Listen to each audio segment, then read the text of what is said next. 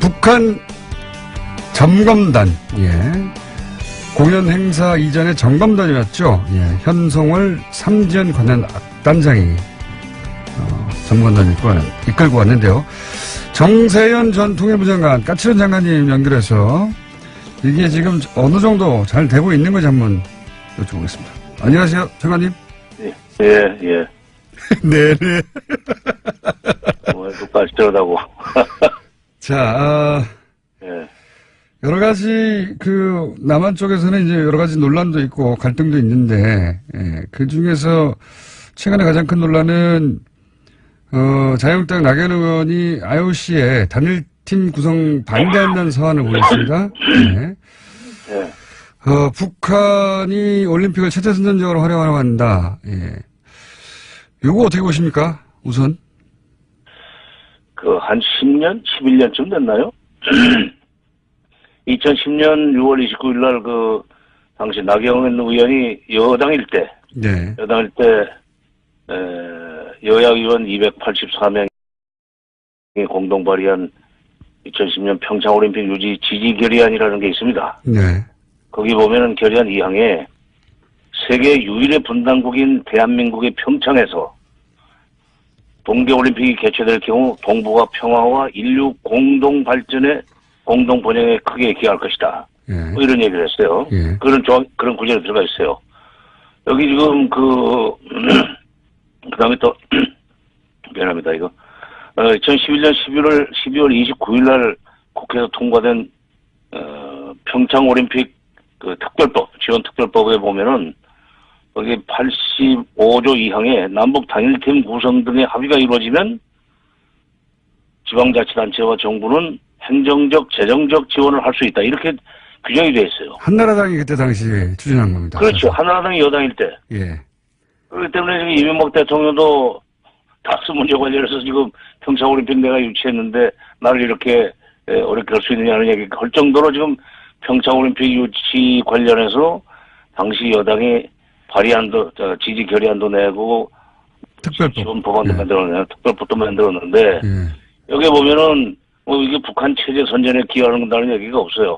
세계 유일의 분단국인 한국에서 이게 열리면 동북아 평화와 인류 공동 번영에 기여할 것이다. 이렇게 얘기를 했고, 단일팀이 되면은 행정적인 지원을 정부가 해야 된다. 예, 재정적 지원까지 해야 된다는 얘기를 했는데, 왜 지금 이제 와서 이러는지 모르겠어요. 양반들 무슨 기억 상실증에 걸렸나? 아니, 이제 지금은 법대로 하는 거고요. 그 법이 네. 바로 지금 반대하고 있는 자유한국당의 전신을 한나라당 때 자신들이 만든 겁니다. 그렇죠. 예, 그 법에 의해서 지금 진행되고 있는데, 지금은. 아니, 불과 지금 10년도 안 된 일을 이렇게 잊어버리면 어떡해요?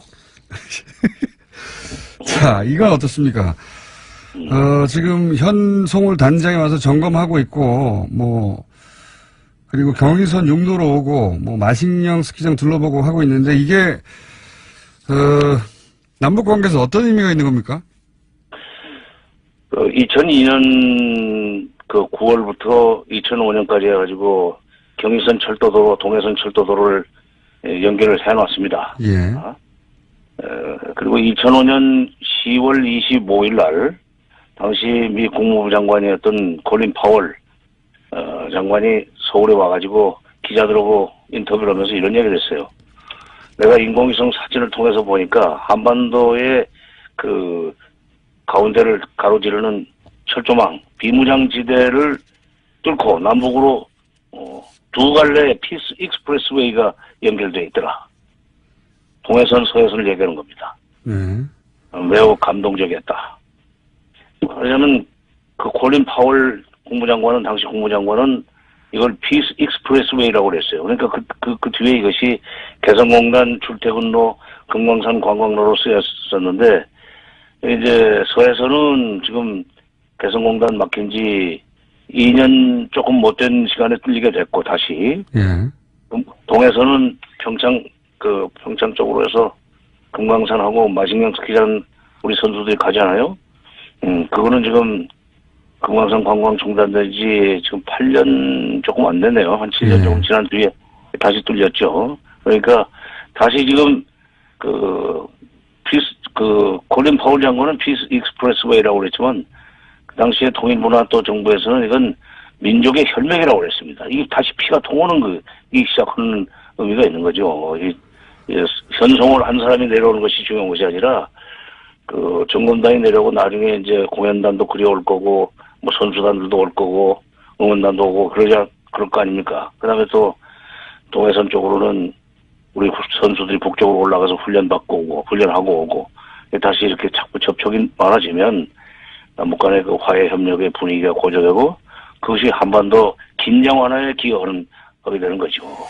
알겠습니다. 겁니다. 예. 자, 지금 오늘 시간이 좀 짧아서 앞으로도 자주 연결할 테니 시간 좀 짧게 잡았습니다. 지금 현재 남북대화가 총평을 좀 해주십시오. 남북대화 관련한 진행들이 좀 잘 되고 있습니까? 어떻습니까? 전문가 보시기에? 지금 9일날 고위급 회담, 15일날 공연 실무 접촉, 그다음에 17일날 체육 관련 실무 접촉 회담이 있었는데, 세 번의 회담을 통해서 제가 평가를 하면 북한이 상당히 협조적으로 나오고 있어요. 아, 그렇습니까? 남북대화가 좀 잘 되고 있는 셈입니다. 그리고 또 이제 평창올림픽이 끝나면은 또 해야 될 회담들이 많이 있어요. 군사회담도 해야 그렇죠. 되고, 접시자 회담도 해야 되고, 또 고위급 회담도 또 하기로 했으니까. 근데 중요한 것은 지금, 트럼프 대통령이 4일날 문 대통령하고 통화를 하면서 100% 지지한다고 했고, 남북대화를. 10일날 통화에서는 남북대화가 계속되는 한 미국의 대북 군사적 행동은 없다는 것을 그들에게 알려주라. 이렇게 했단 말이에요. 그러니까 이 남북대화를 지금 우리가 잘 해야만 되지만 북한도 그걸 알고 있기 때문에 회담 분위기 깨는 그런 행동 해가지고 미국의 군사적 행동이 거론되기 시작하면은 그 북한이 좋을 게 없습니다. 여러 가지 부담이 많지. 그러니까 지금 회담 지금까지는 잘 됐고 앞으로도 잘 될 수 있는 여건은 미국이 지금 만들어 준 거예요. 그렇기 때문에 자기 공로라고 얘기해달라고 그랬다는 얘기도 나오는데 어쨌건 미국이 도와주고 있고 문 대통령이 주도했고 그다음에 김정은 위원장이 적극적으로 협조함으로써 남북회담은 잘 되고 있습니다. 워싱턴 포스트 동경지국장은 딴소리를 했던데 운전자는 김정일이고 조수석에 문 대통령이 있고 트럼프 대통령은 뒤에 있다는 얘기를 하던데 좀 잘못된 거죠. 알겠습니다. 여기까지 하고요. 또 한 번 모시겠습니다. 감사합니다. 예. 네, 지금까지 정세현 전 통일부 장관이었습니다.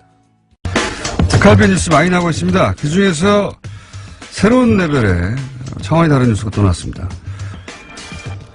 대북 공작금을 특활비로 빼돌렸다. 그리고 그 돈으로 야당 정치인을 불법 사찰했다. 네, 처음 나온 주장입니다. 더불어민주당 민병두 의원 스튜디오에 모셨습니다. 안녕하십니까? 네, 안녕하세요. 네. 이거는 처음 나온, 그러니까 두 가지가 처음 나온 거죠. 특활비 중에서도 대북 공작금. 그리고 그렇게 빼돌려서 불법 사찰을 했다. 둘 다 큰 뉴스입니다.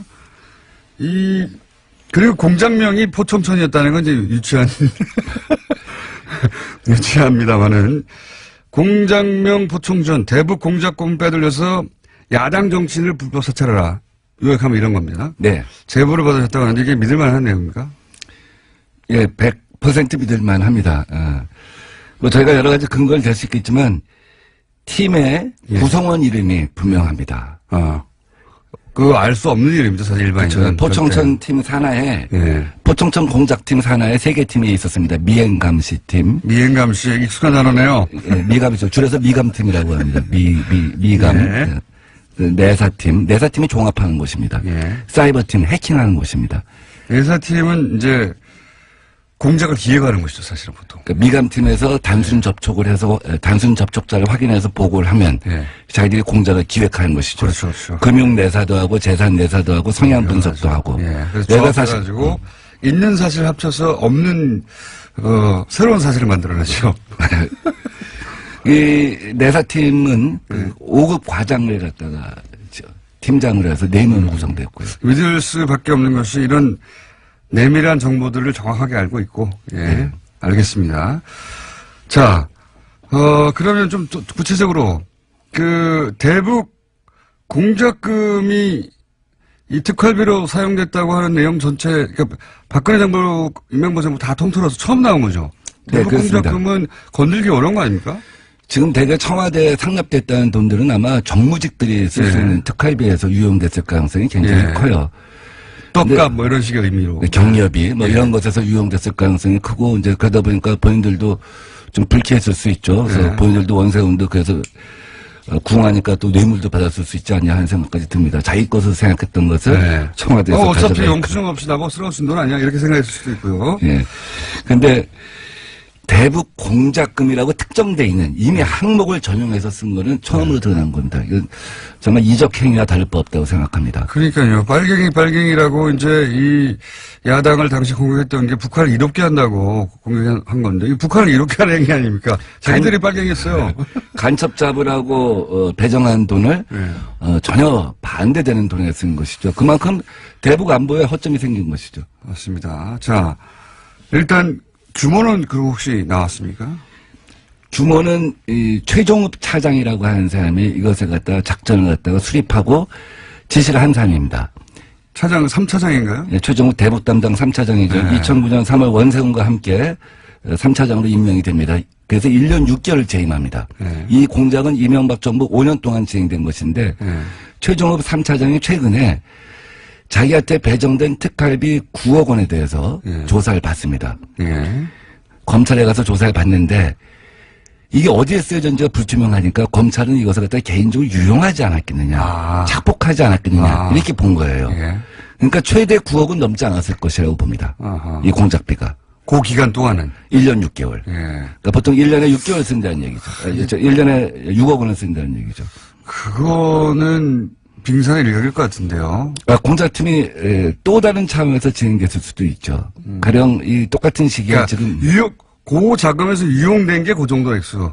전체 이 팀의 공작비는 뭐 더 크겠지만. 그러니까 4년을 합치면 5년을 합치면 굉장히 클 수가 있겠죠. 그것도 1년에 6억 가지고는 이게 어려울 것 같은데 제가 보기에는 이 공작금 중에 유용한 특수활동비리 유용한 부분이 그만큼이고 나머지 또 다른 데서 땡겨온 네. 금액이 있을 수 있겠네요. 있을 수 있겠죠. 근데 제가 그런 추정을 자꾸 하게 되면 이제 이 제보에 이 내용의 이제 신뢰에 대해서도 또 제보만 따지자면 대북 공작금에서 나온 금액은 그 정도다. 예, 제가 확인할 수 있는 얘기만 말씀드립니다. 알겠습니다. 예. 소송을 당할 수도 있기 때문에. 자, 그리고요. 그래서 그런 돈을 이용해서 실제 야당 정치인을 사찰한다고 했을 때 누구누구가 사찰 대상이 됐습니까? 미감팀은 벽을 뚫든 천장을 뚫든 증거를 확보해와라. 무엇이든지 가져와라. 이 얘기는 뭐냐면 돈은 얼마든지 이제 지불해 줄 테니 혹은 불법이어도 마음껏, 상관없다. 마음껏 사용해라. 승진도 보장해라. 뭐 이런 얘기입니다. 근데 미감팀에서 누구누구를 미행했는가는 제가 정확하게 알 수는 없습니다. 다만 사이버팀에 대해서는 제가 좀 비교적 자세한 내용을 다 들었습니다.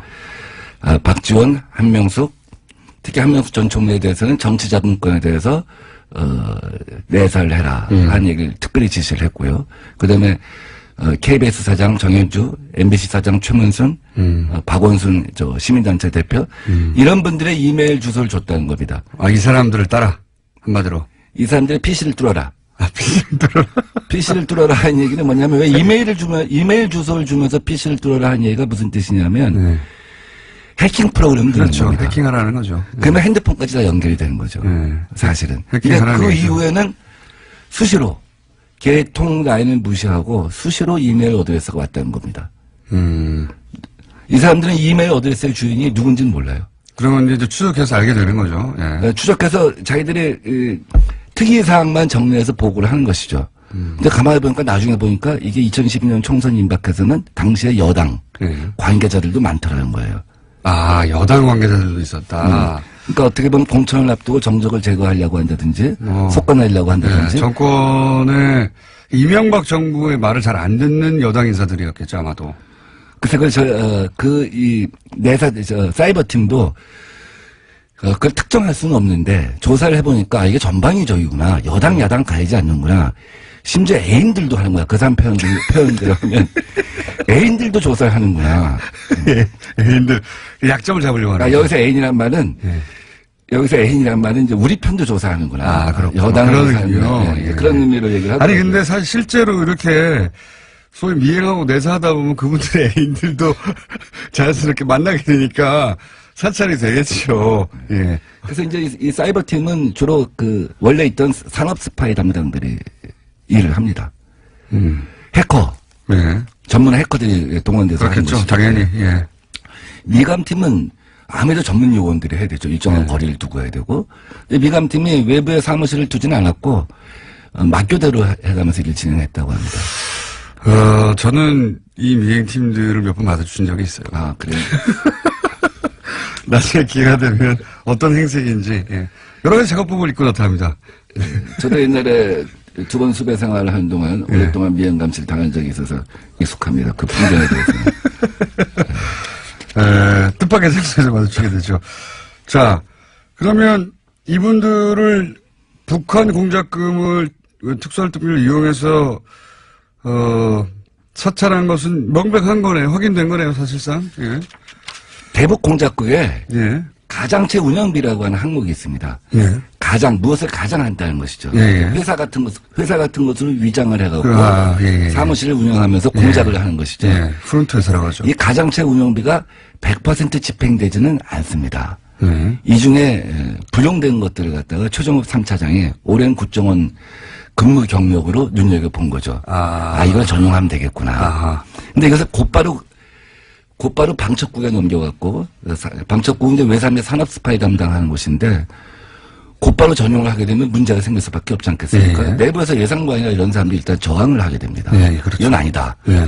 그래서 일단, 어떻게 대북을 빼돌려서 야당을 사찰하냐, 이렇게 나올 수 있으니까요. 그렇죠. 그래서 용도 세탁을 합니다. 항목 세탁을 합니다. 아하. 유력 정치인 해외 비자금 은닉 실태 조사. 이렇게 하면 약간 좀 그렇죠. 모호하잖아요. 그렇죠, 그렇죠.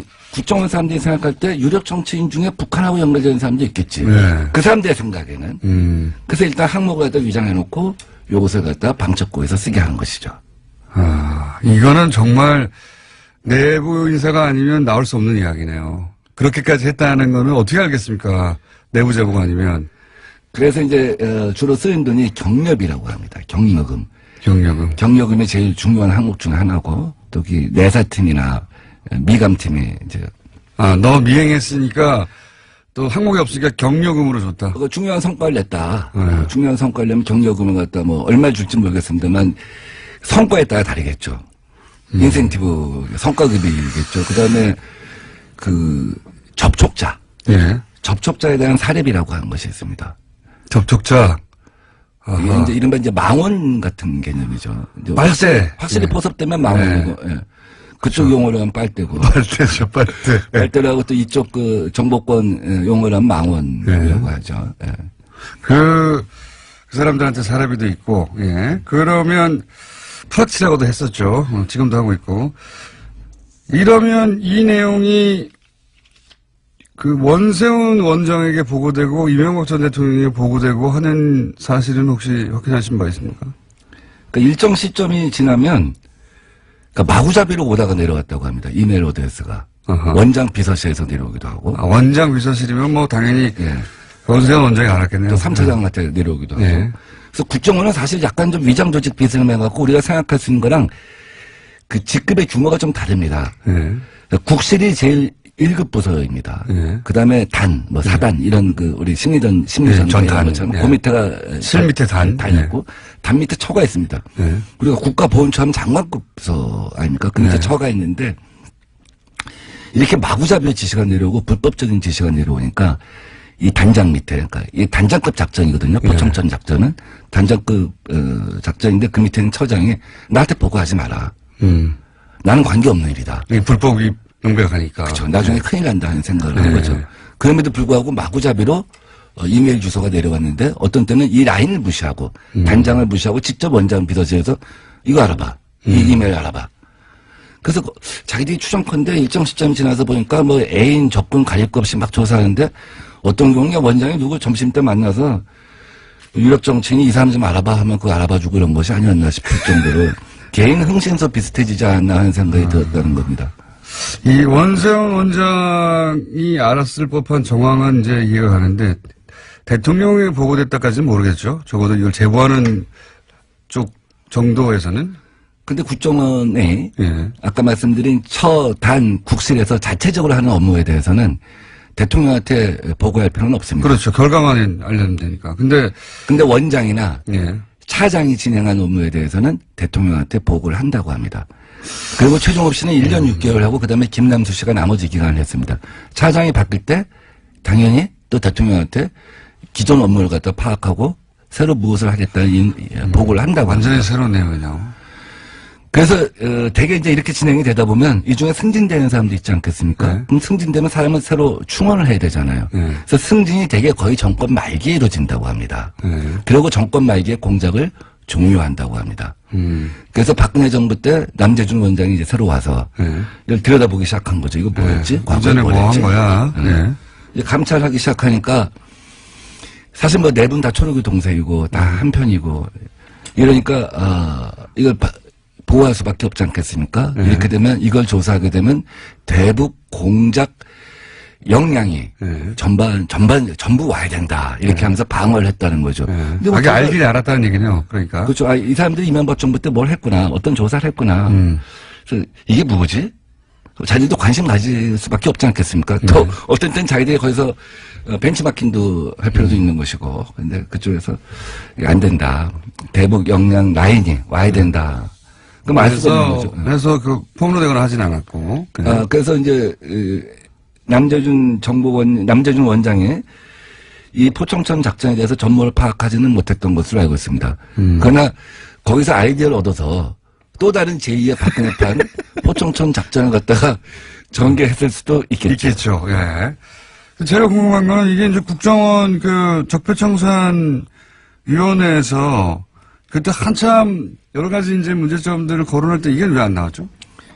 그러니까 국정원 적폐 TFT가 이제 나중에 종합 대국민 보고를 하면서 메인 서버에 접근할 수 없었던 것이 제일 큰 한계였다 이런 말을 하지 않습니까? 그게 하나였을 것 같고요. 네. 국정원 TFT를 구성할 때 큰 원칙이 뭐냐면 국정원 식구들로 하지 말자. 네. 왜냐하면 지난 20년, 30년 국정원에 근무했던 사람들은 언젠가는 어느 시점에선가는 어느 위치에선가는 나쁜 짓을 누군가는 했을 것이다. 누구든지 했을 것이다. 그럼 누가 누구를 갖다 탓할 수가 없는 상황 아니냐. 그래서 외부에서 사람을 데려옵니다. 그건 잘했다고 생각해요. 외부에서 사람을 데려오다 보니까 한계가 있다. 내부의 문제점을 속속들이 들여다볼 수가 없었다. 이런 내용 같은 경우에는 숨겨버리면 알기 굉장히 힘들었다 이런 얘기네요. 그렇죠. 이실직고 해라. 근데 이실직고 안 하면 알 수가 없는 거였죠. 그러니까 지금 국정원 그 TF 물론 많은 내용이 밝혀지긴 했지만 메인 서버에 접근할 수도 없었고 그리고 이렇게 아주 내밀한 국정원에 실제로 굉장한 타격을 줄 수 있는 내용들은 이거 외에도 감춰질 수 있겠네요. 저는 이종찬 원장님이 그런 얘기를 하신 적이 있어요. 국정원장 하셨던 분이 정말 MB한테 화나는 거는 해외 역량과 대북 역량을 완전히 와해시킨 것이다. 비전문가들로 인사교체를 해갖고 영포 라인을 교체해서. 그러니까 빨갱이는 그쪽에서 되고 태극기 집회의 그 핵심 내용이 이런 거거든요. 북한의 이로운 행위를 한다는 거거든요. 그 지금 이명박 전 대통령 사저 앞에서 지금 태극기를 흔들어야 돼요. 그 방산비리를 갖다가 우리가 이적 행위로 다스리자 한 얘기를 제가 맨 처음에 했었고, 근데 지금 뭐 전현직 정권 가릴 것이다 그런 얘기 합니다. 저는 이런 거야말로 이제는 이적 행위로 다스려갖고 국정원을 완전히 탈바꿈시켜야 한다고 생각합니다. 저도 그렇게 생각하는데, 시간이 다 돼버렸네요. 서울시장 나가시는 얘기도 한 질문 하나 정도 하려고 그랬는데, 질문 하나 정도 할게요. 왜 나가시려고 합니까? 저는 우리 문재인 정부의 대부분의 정책을 제가 디자인했었죠. 연구원장을 하면서. 그래서 혁신의 어떤 그 기관차가 될 수 있다. 문재인 정부가 소득주도 성장이라고 하는 한 축의 정책을 만들고 또 한편에서 여러 가지 혁신 정책을 펼치고 있지 않습니까? 제가 남들이 생각해보지 못한 아이디어. 하나만 알려주세요. 뭐 예컨대 재래시장 아파트를 짓겠다 하는 거였죠. 재래시장 아파트요? 재래시장에 요새 강남 강서구에 모듈 주택이라고 해갖고 레고 주택입니다. 공장에서 제조해갖고 4일 만에 조립한 청년 주택입니다. 4일 만에 50호를 갖다 6층짜리 50호를 그 재래시장을 그런 조립 아파트로 1층을 재생을 하고 1층은 재래시장 원형을 살려서 재생을 하고 그 위에 한 5층을 갖다가 모듈러 주택을 갖다가 한 달 만에 짓는다고 하면 재래시장도 다시 상권이 살아날 것이고 청년들은 살기 편한 곳에 있기 때문에 원스톱 서비스가 되기 때문에 재밌는 아이디어인데 그 아이디어를 다른 분이 하면 안 됩니까? 그분은 생각해보지 못하고 제가 박원순 시장을 만나서 얘기했어요. 네. 제가 시장님하고 생각이 한두 가지가 다르면 안 나갑니다. 저는 아무도 생각해보지 못했던 거 10가지를 갖고 이번에 시장 선거를 준비했습니다. 그중에 작은 거 하나 정도가 이제 지금 방금 말씀 그런 겁니까? 아주 작지만 사실은 아주 작은 걸 얘기했지만 파장은 제일 커요. 전국 재래시장연합회에서 꼭 해달라고 하고 지지하는 움직임이 이미 있습니다. 말씀하셨기 때문에 다른 분들도 나도 진작에 생각하고 있었다고 얘기하면 어떡합니까 이제?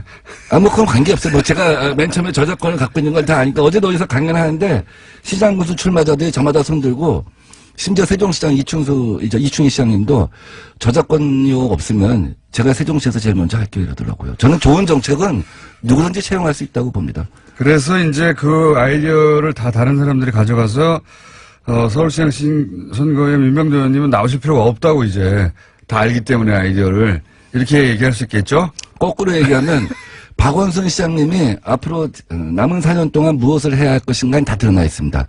그것은 박원순 시장이 아니어도 누가 민주당의 다음 시장이 된다고 할지라도 그 정책은 그대로 추진될 것입니다. 따라서 새로운 상상력, 새로운 상상력의 공장을 가진 사람이 새로운 서울시를 맡아야 하겠다. 요즘같이 세계가 빨리 변화하는 시대에 한 사람의 상상력에 서울이라고 하는 거대 도시를 12년 맡기는 것은 문제가 있다. 서울 시민은 변화에 목마르다 하고 생각합니다. 오늘은 이제 특활비 얘기를 하다가 한마디 정도 줘봤기 때문에 그 시간은 저희 따로 한번 마련하겠습니다. 예. 따로 마련해가지고 왜냐하면 이 선거 관련해서 다들 예민해가지고 기회를 또 공평하게 드려야 하기 때문에 그런 기회를 따로 만들어서 한 번 더 오시기로 하고 오늘은 전혀 나온 적이 없는 대북 공작비가 빠져나가서 야당 국회의원들을 사찰했다고 하는 내용을 폭로해 주신 민병도 의원이었습니다. 감사합니다. 네, 고맙습니다. 자, 정치 구단주 오늘 들을 말이 아주 많습니다. 국민의당 박지원 전 대표 스튜디오에 나오셨습니다. 안녕하십니까? 오늘은 안녕합니다. 안녕 못합니다. 몇 달 하시다가 안녕합니까? 왜냐하면 희망이 있습니다. 우리가 민주평화당 당명을 어제 결정해서 오늘 오후 2시 목포 해양대학교 강당에서 전남 발대식을 합니다. 목포가 제 지역구이고 김대중 지역구 아닙니까? 출생지 아닙니까? 드디어 이제 민주평화당이 창당됐고 이제 그 출발을 김대중 대통령의 고향인 목포에서 이 박지원의 지역구인 목포에서 합니다. 그러니까 안녕하죠. 그 몇 달 전부터 말씀하신 개문 발차를 드디어 하시는 거네요. 네, 그렇습니다. 개문 발차. 여기에 탑승 인원이 몇 명이나 됩니까? 초반에? 지금 현재는 비례대표를 포함해서 17, 18명? 비례대표는 잘하면은 20명이 넘을 겁니다. 비례대표는 그런데 지금 출당 안 시켜줄 것 같지 않습니까? 끝까지? 그렇습니다.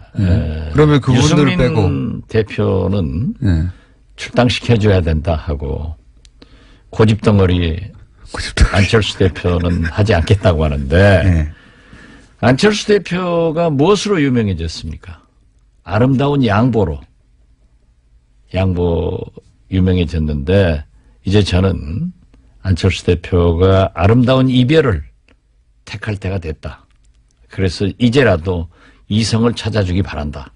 이렇게 말씀드립니다. 그런 말씀 오랫동안 하셨지만 한 번도 안철수 대표는 거기 호응한 적이 없기 때문에 안 하실 것 같아요. 오늘부터 좋은 얘기 해야 됩니다. 좋은 얘기. 왜냐하면 아름다운 이별을 위해서. 네, 그렇죠. 왜냐하면 안철수 대표가 박원순 시장에게 아름다운 경선, 아름다운 양보를 했고 또 문재인 대통령 후보에게도 양보를 해가지고 떴거든요. 그런데 그 후 행보를 잘못해가지고 추락을 했는데 이번에 아름다운 이별을 하면은 다시 뜰 수도 있기 때문에 희망을 가지고 있습니다. 그렇게 안 하실 것 같아요. 그렇게 안 하실 저도 그럴 것 같아요. 그러면은 비례대표를 빼고 나면 15명 정도는 최소한 확실히 의사를 밝혔다. 네, 그렇습니다. 15명이라고 보면 됩니까? 예. 제가 오늘 하는 블랙하우스에서 이영주 의원을 모셨는데 사실은 거기서 15명이라고 숫자를 꼭 찍어서 말씀하시더라고요. 네, 그렇습니다. 지난 월요일 녹화 때. 15명을 확보됐다? 네, 그렇습니다. 그런데 이제 거기에 그 3분 정도의 비례대표가 있고 비례대표는 출당을 굉장히 어려운 상황인 것 같으니까 그러면 20명은 되게 어려운 거 아닙니까? 우리가 개문발차하면은 예. 지역구의 민심과 또 지방선거에 출마하려고 하는 자기 지지층들이 굉장히 요구를 하고 있기 때문에 결국 현실적인 선택을 할 것이다. 그리고 지금 중재파 의원들이 예. 그분이 민평당은 안 간다면서요? 말은 그렇게 하죠. 말은 그렇게 한다? 거기서 한두 명이 우리도 안 간다. 왜 창당을 하느냐 조금 기다려주지 하는데 거듭 말씀드리지만 안철수 대표가 아름다운 이별을 하지 않을 거예요. 그리고 그 중재파 의원들의 충정과 애당심은 이해합니다. 그렇지만 절벽에다 대고 그걸 몇 번 얘기하지만은 안철수 대표 어제도 고민해 보겠습니다. 그래가지고 시간 벌기용으로 써먹는 거예요. 진실성이 없는 거예요. 최후 통첩이라고 하는 건 중재파가 이제 안철수 대표가 당대표를 내려오고 예. 그리고 중립적인 상황에서 전당대회를 하자 이 제안을 한 거지 않습니까? 예. 거기에서 통합을 물어보자. 예. 라고 하는데 안철수 대표는 그렇게 되면 부결될 것이고 자기는 만약 통합이 되지 않으면 외국으로 나가야 된다. 그래서 제가 곧 비행장이 나갈 것 같습니다. 나가야죠. 그래도 정리가 있는데. 그러니까 이제 그걸 안 받아들이려고 안철수 대표가 당대표직을 유지하면서 끝까지 전당대회를 해버렸어요. 그러면 이 소위 중재파 행동을 같이 하기로 했다고 하는 대여섯 분, 이분들은 그러면 그렇게 해서 통합으로 쭉 가버린다. 본인들이 얘기를 안 듣고. 그럼 이제 무소속으로 있거나 아니면 민주평화당으로 가거나 아니면 통합된 당으로 가거나 셋 중에 하나지 않습니까? 그렇죠? 그분들의 행보는 어떻게 예상하십니까? 그분들이 지금은 중재를 위해서 안철수 대표에게 사퇴를 강하게 요구하고 어제 정동영 전 의장이 박주선, 황교안 의원을 만났는데 26일까지 우리가 28일 날 창당 발기대회를 하기 때문에 답을 달라. 26일까지. 예. 그랬더니 안철수 대표는 역시 구렁이에요. 고민해보고 있습니다. 고장난 유성기 알아요? 옛날 말이에요. 추금기처럼 계속 반복되는 얘기를 하면서 시간 벌기용으로 그렇게 하고 있는데 그러다가 가랑비에 옷 젖으면은 지금 우리는 젖고 있어요.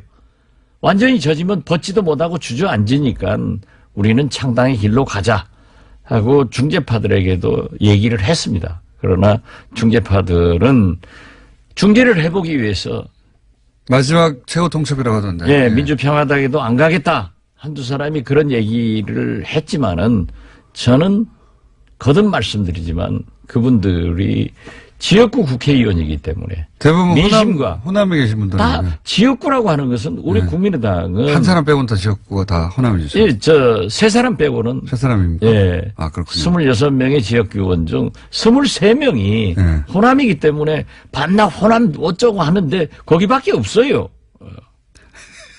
23분 중에 지금 대표적으로 김관영 의원 같은 경우에는 대표적인 통합파 아닙니까? 호남 지역구임에도 그렇습니다. 불구하고. 예. 참 아까운 건 버리죠. 그분이 지금 민주평화당 가칭이 아니죠? 당명을 이렇게 정하신 거죠? 정했는데 아직 창당대회를 안 했기 때문에 가칭이라고 불러야죠. 아, 그런 것도 몰라요? 아는 게 아니 MB 잘한 게 뭐냐고 물는 것이 낫지. 잘못한 거 검찰에서 수사할 필요 없다니까요. 가칭 그러니까 공장장도 아는 게 뭐냐고 모르는 게 나아요. 다 모르니까. 가칭 민주평화당. 여기가 최대 23명 정도는 되겠군요. 만약에 다 오면. 근데 그 중에서. 저희는 그렇게 계산하고 있고, 예. 그렇게 예측을 하고 있습니다. 어, 그런데 우리가 예. 자꾸 말씀드렸지만은 교섭단체에 연연할 필요 없어요. 아름다운 이별을 안 해주고 비례대표를 붙들고 있다고 하더라도, 정치자금, 국고보조는 안철수 당에서 더 가져갈 수 있지만은 우리하고 같이 행동을 한다니까요. 그렇기 때문에 비례대표들이. 똑같아요. 이거는 어떻습니까? 안철수 대표는 그 합당되고 난 다음에는 본인은 대표를 안 하겠다고 하고 유승민 대표는 본인은 대표를 계속 하겠다고 하는데 그 노림수 각각 뭐죠? 그게 이제 공동대표 하는 거죠. 눈 감고 아무나 한다니까요. 지금 안철수 대표는 서울시장, 예. 유승민 대표, 당대표 이런 보도가 되더라고요. 예. 안철수 대표가 서울시장 나가서 돼요? 안 돼요. TV 토론을 대통령 때 후보 때 그렇게 해가지고 서울 시민들이 다 기억하고 있어요. 안철수 대표는 깜이 아니다. 그렇기 때문에 결국 저는 지금 유승민 대표가 그렇게 요구하고 있잖아요. 그 유승민 대표는 공동대표 하자. 같이 하자고 계속. 그러니까 유승민 대표는 굉장히 설득력 있는 얘기를 하는 거예요. 딱 지금 국민이 21세기 국민입니다. 국민이 지도자예요. 그러나 유승민 대표는 나는 보수다. 햇볕 정책 포기해라. 탈호남해라. 백의종군 하면 안 된다. 우리 둘이가 주인이기 때문에 공동대표 하자. 예. 그런데 안철수 대표는 나는 호남을 버리지 않았습니다 하고 버리고 햇볕 정책을 나는 신봉합니다 하면서 보수의 길로 가고 서울시장 시키는 대로 하겠습니다 하면서 백의종군 하겠다. 두고 보세요. 공동대표 하지. 공동대표를 할 것이다. 네. 공동대표를 안 하겠다고 하는 이유는 뭘까요? 쇼라니까요. 이 박지원이가 예. 대부분 쇼를 하면은 예. 그래도 그럴듯하게 해요. 나는 생긴 것부터 잘생겼잖아요. 안철수 쇼는 안 먹히는 거예요. 요즘 TV에 나오는 얼굴 보세요. 웃는 것도 어색하잖아요. 저는 얼마나 환하게 웃어요. 왜 웃어요? 오늘 기분이 굉장히 좋으시네요. 민주평화당이 창당하는데. 그런데 그 각 언론 보수 언론이든 혹은 YTN 기타 등등 모든 언론들이 사실은 지난 대선에 후보 2명이 동시에 화면에 잡히니까도 있고 또 보수 진영에서는 홍준표 대표가 다음 대선까지 살아있을 거라고 생각하지 않는 건지 홍준표 대표는 굉장히 부정적으로 다루고 이 두 분을 굉장히 띄웁니다. 그러니까 언론에 이렇게 노출해 주니까 기준이 그쪽에 올라가고 언론 노출이 없는 민주평화당은 그게 따라잡기가 어려울 것 같은데요. 그렇지 않습니까? 물론 언론은 네. 자기들의 사시가 있기 때문에 편집 또는 보도에 대해서 저희가 얘기를 하면은 그건 금도를 넘어가는 거니까 오늘 아침 신문을 보더라도 참 분해요. 그렇지만 말하면 안 돼요. 더 얻어맞으니까. 더 맞으니까. 그런데 네. 결국 그렇습니다. 야권 통합이 좋습니까? 분열이 좋습니까? 동서화합이 좋습니까? 호남이 좋습니까? 그렇기 때문에 우리는 출발이 부정적 이미지를 가지고 있고 예. 또 저희들을 이해해주는 일부 매체에서도 분당파인 예. 국민의당에서 분열하는 예. 묘사 자체가 이렇게 부정적이에요. 예. 기사를 하고 또 여론조사를 물으면은 누가 우리를 하겠어요. 그렇지만은 그래도 한 4% 지지를 받는 것은 좋기 때문에 이제 당명이 결정됐으니까 제발 다시 한번 부탁드리는데 TBS에서도 김어준 총수도 TBS 얼마나 이번에 잘했어요. 259명 탁 정규직 하더라고요. 응? 이런 훌륭한 방송이면은 이제 합법 방송인데. 맞습니다. 그런데 그러면은 이제 분당파 이런 용어를 안 쓰고 민주평화당, 민평당. 알겠습니다. 당명은 민생 정했어요. 속으로. 얼마나 좋아요. 창당이 언제입니까? 창당이 지금 2월 6일 합니다. 2월 6일이요? 그 다음 날이네요. 2월 4일. 예. 예. 우리는 저지의 목표를 두지만은 2월 4일 정당대회니까 이 다음 날이군요. 예, 저지가 되더라도 안철수는 절대 대표직에서 안 물러갑니다. 그러니까 저지가 돼도 분당하는 거죠. 예. 안 물러가니까 우리가 가야죠. 왜냐하면 그 이상 기다리면은 지방에서 안 돼요. 지방선거를 치를 수가 없다. 안 되죠. 그러니까 그리고 우리 지지층에서도 너희들이 창당한다고 하고 그것도 못하느냐 이런 분노가 우리에게도 쌓여 있어요. 그렇기 때문에 저희들이 그러면 창당을 해나가면 지지도가 올라갈 것이다. 전당대회에서 합당을 저지하는 게 목표이긴 하나 서로 저지하더라도 우리는 더 이상 같이 할 수 없는 사이가 되었으므로 창당하고. 만약 안철수 창당한다. 대표가 물러나간다고 하면은 네. 우리가 국민의당에서 리모델링 해야죠. 예. 민주평화당처럼. 또 리모델링 당명도 한다. 바꿔야 되고. 당대표에서 물러나면. 그렇죠. 예. 그런데 절대 안 물러날 사람이에요. 그럼 지금 우리 중재파들의 계산이 잘못하는 게 철수는 철수하지 않으니까 중재파 당신들이 철수해라. 내가 그렇게 요구하고 있는 겁니다.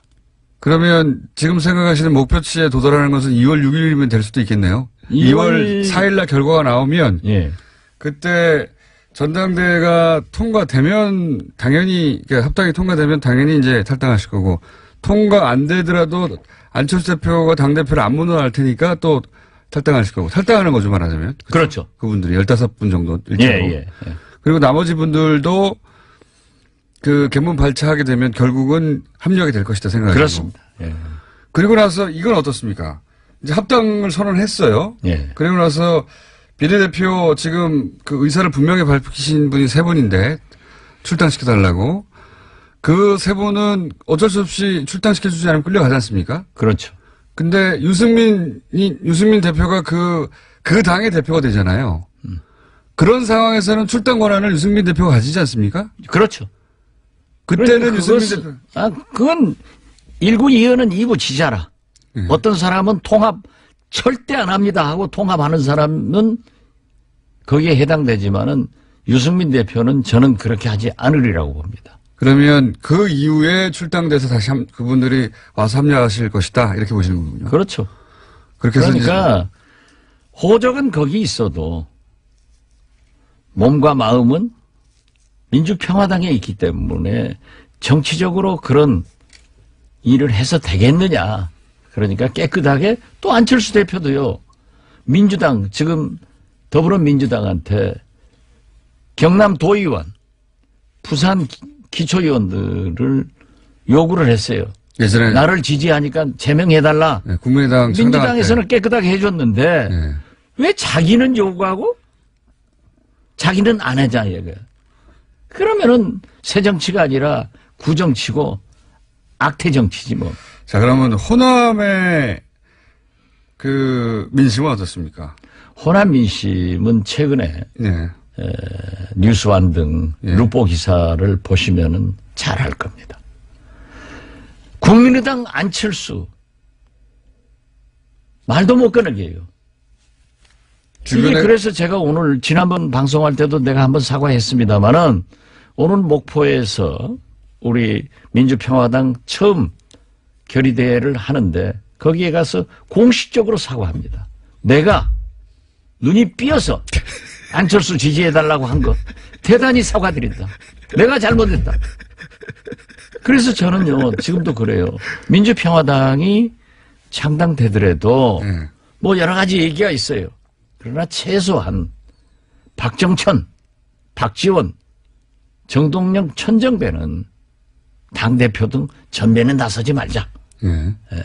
우리가 나서면은 안철수한테 져서 우리가 해먹는다. 이렇게 하니까는 후배들에게 길을 터주고 우리는 뒤에서 병풍 노릇하자. 이거지. 저는 나설 리가 없어요. 이렇게 깨끗한 사람이 새 정치하는 거지. 응? 너 안철수처럼 안 한다고 하고 거짓말하고 이 사기꾼이지 이게 뭐예요 도대체. 사기꾼까지. 그렇잖아요. 제가 제일 원통한 것은 저는 그랬어요. 나는 정치를 하면서 DJ에게 충성했고 내가 5년간 공백이 있었던 대북송금 특검 감옥 살고 나오니까 목포에서 무소속으로 당선시켜준 목포 시민들에게 충성했고 이제 새로운 시대를 열기 위해서 안철수에게 충성을 했습니다. 아 그래 그 손학규 모든 사람들이 대선 때 저를 만나자고 해도 이건 틀렸더라고요. 그래 만나지 말자. 이대로 가자. 어차피 우리가 지더라도 깨끗하게 최선을 다해야 된다. 그래서 다시 한번 미래를 보자 했는데 치고 나서 말 한마디 없이 저한테 선배님 통합 통짜도 꺼내지 않고 나중에 연대라도 해보겠습니다. 꼭 연합 연대합시다. 우리가 정체성이 다르기 때문에 DJP 통합이 아니요. DJP 연합이었어. 그러니까 그렇게 하자. 그랬는데 2시간도 안 돼서 나가서 기자들한테 통합밖에 살 길이 없다 하니까는 불신이 쌓이게 생각하고 최근에요. 권은희 의원에게 제가 우리한테 와라. 예. 민주평화당에 해라 그랬더니 대표님은 즉 박지원 대표님은 그렇게 말씀할 권리가 있습니다. 그래서 저는 권은희 의원 말이에요. 안철수 대표하고 대화를 좀 해보십시오. 야, 너희 대표가 나한테 전화를 하냐? 만나주기를 하냐? 그러니까 깜짝 놀라더라고요. 지금도 잘 모르시는구나. 소통을 하는 것으로 알고 있어요. 권인희 의원이나 김관영 의원처럼 지금 호남 베이스의 지역구 의원들 중에 지금 호남의 분위기 굉장히 안철수 후보한테 우호적이지 않다고 하는데도 불구하고 그쪽으로 통합하러 가 계신 분들은 어떤 이유에서죠? 제가 권은희 의원이 지난 총선 때 어려웠어요. 네. 제가 가서 광주의 딸 박근혜와의 대결이다. DJ가 어려울 때 호남 사람과 국민이 살려주듯 권은희가 어려우면은 광주 시민이 살려달라. 그래서 박근혜하고 맞짱 뜨게 만들어달라 해서 당선됐어요. 자기도 굉장히 저한테 고맙게 생각해요. 김관영 의원은 제가 초선 때부터 굉장히 똑똑해요. 그렇기 때문에 너는 호남의 지도자로 커라. 굉장히 제가 많이 서포트를 했습니다. 또 재선 때도 제가 많이 했는데 안철수 만나가지고 그냥 끌려 들어가더니 헤어나지를 못하더라고요. 그래서 최근에도 제가 한번 야 이 녀석아 하고 야단을 쳤어요. 야 이 녀석아. 그래서 좀 내가 그 후배들인데 그랬는데 참 아까웠는데 저는 그렇게 봅니다. 결국 김관영도 권은희도 돌아온다. 왜? 정치인은 지역구 민심을 떠나서는 존재할 수가 없습니다. 그렇기 때문에 민심을 본인도 알 텐데 왜 그러는 거예요? 그러니까 자기 지역구에서 난리예요. 그래요? 네. 어느 남 지역구니까 말할 필요는 없지만은 아무튼 어려워요. 그래서 제가 그 얘기했다고 굉장히 섭섭해하고 심지어 어떤 의원은 수도권으로 옮긴다 하는 얘기가 파다하더라고요. 그런데 수도권에 오면 집에서 새는 바가지 밖에 나가서 똑같죠. 오히려 수도권이 어려운데. 그래서 저는 그 지역 민심 또 정치인은 항상 우리는 사상가나 학자나 언론인이 아닙니다. 내 생각이 중요한 게 아니라 국민의 생각이 중요한 거예요. 내 생각이 중요한 게 나하고 싶은 게 아니라 지역구 구민들의 뜻을 따라가야 되는 거예요. 좀 철학적이지 않죠. 할 수 없어요, 정치인은. 그래서 저는 민심이 그러니까 나중에라도 돌아온다. 집 나간 아들, 딸이 돌아오면 부모로서 받아야지 어떻겠어요. 돌아옵니다. 그렇게 생각하신다. 그래서 결국은 20석이 넘어갈 것이다. 예, 그럼요. 그리고 그렇게 되면은 만약에 말씀대로 하시면 그 합당한 당의 규모가 거의 비슷해질 수도 있는 거 아닙니까? 아니죠. 나중에는 예. 안철수 대표가 우리에게 와서 비례대표 좀 제명시켜달라고 할 수가 있어요. 그 이유는 하도 내부에서 반대 의견을 계속 그렇죠. 공개적으로 개진하기 때문에. 네. 우선 보세요. 저 통합을 해놓으면은 평창 동계올림픽 하는데 얼마나 싸우겠어요. 지금 MB 문제 가지고도 옹호하고 반대하고 이게 되겠어요? 한 집구석에서? 그래서 우리는 개문발차를 해서 비록 원내교섭단체가 되지 않더라도 기다리고 있으면 다 온다. 그리고 우리는 촛불혁명의 산물인 적폐청산과 개혁을 위해서 우리는 나가야 국민이 우리를 지지할 수 있다. 그러나 문재인 대통령이 만약 잘못하는 게 있으면은 우리는 엄중한 질책을 하면서 협력할 것은 협력하겠다. 이런 자세를 가지고 있습니다. 이 합당의 최대 승자는 유승민 대표인 거 아닙니까? 현재까지는? 그러니까 유승민 대표가 예. 국민의당 안철수 가지고 놀아버리는 거죠. 지금 이제 지난번에는 광주를 두 분이 가셨고 오늘은 이제 대구를 두 분이 방문하신 걸로 아는데 일정상 그 유승민 대표 입장에서는 사실상 전리품을 챙기고 돌아온 거 아닙니까? 완전히 유승민 대표는 예. 대구에 가면은 배신의 정치인이라고 하잖아요. 과거에 아직도, 그런 이야기를 들었었죠. 예. 지금도 그래요. 예. 박근혜 대통령에 대한 예. 지지층이 대구에는 지금도 강하다고요. 예. 그렇기 때문에 배신의 정치인이다 해서 언론 보도에 의하면 다음 국회의원 안 된다라고 하니까 탁 하는 거 보세요. 이분 머리 좋아요. 햇볕 정책 안 된다. 탈호남해라. 그래 대구 사람들로서는 저게 배신이 아니고 효자네. 예. 이런 생각을 하는데 안철수 국민의당까지 딱 먹어 오면은 이게 진짜 꽃방석에 앉는 거죠. 그렇죠. 자기는 9석 꼬마당 당대표에서 이제 원내교섭단체를 이루는 당대표를 하면 얼마나 좋아요. 안철수 대표는 왜 이걸 하는 걸까요, 근데? 이제 본인이 계속 여러 가지 하는 얘기가 이제 보수의 적자가 되겠다는 전략인데. 그러니까. 이게 제가 수차 얘기했지만은 안철수 대표는 대통령 해보려고 진보 개혁에 위장 취업했다가 대통령 떨어지니까 저 한국당 보니까 홍준표 대표 가지고는 안 된다.